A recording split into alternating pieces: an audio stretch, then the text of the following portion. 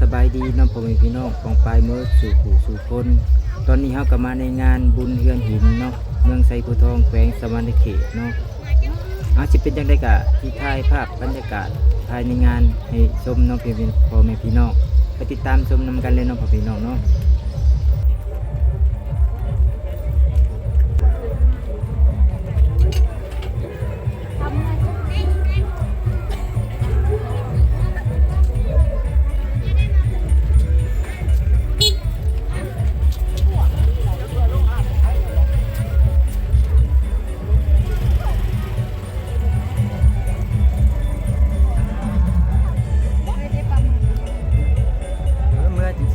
ชื่อ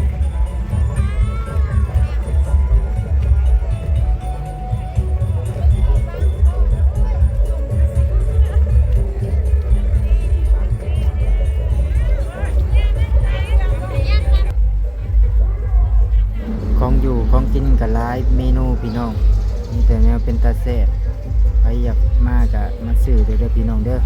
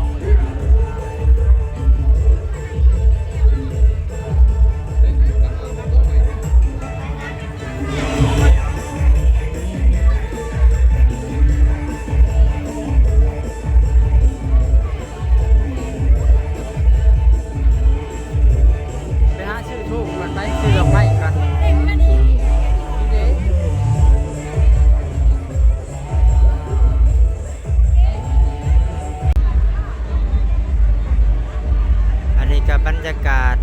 ในบุญเฮือนหินเนาะพี่น้องเนาะตอนนี้เขาก็มาฮอดเป็นที่เรียบร้อยแล้วเนาะพี่น้องปราสาทเฮือนหินเมื่อนี้เป็นวันศีลเพ็งเนาะพี่น้องเมื่อสุดท้าย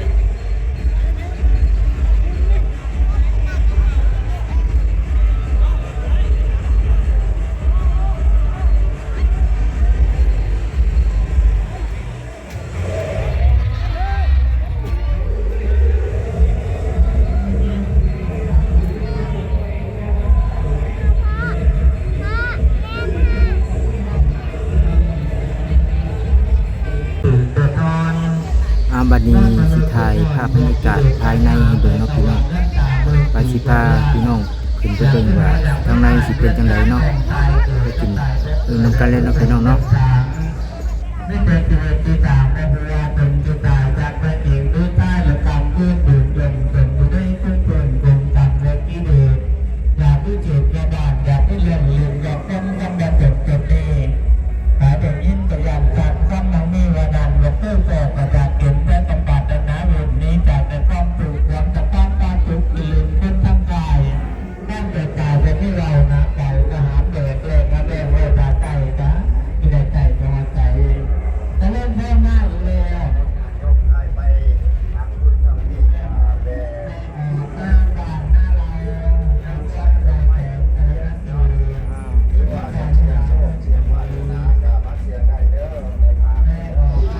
ตอนนี้ก็มวลชนชาวพุทธทั้งหลายเนาะกำลังมากราบไหว้สักการะพระพุทธรูปเก่าแก่ภายใน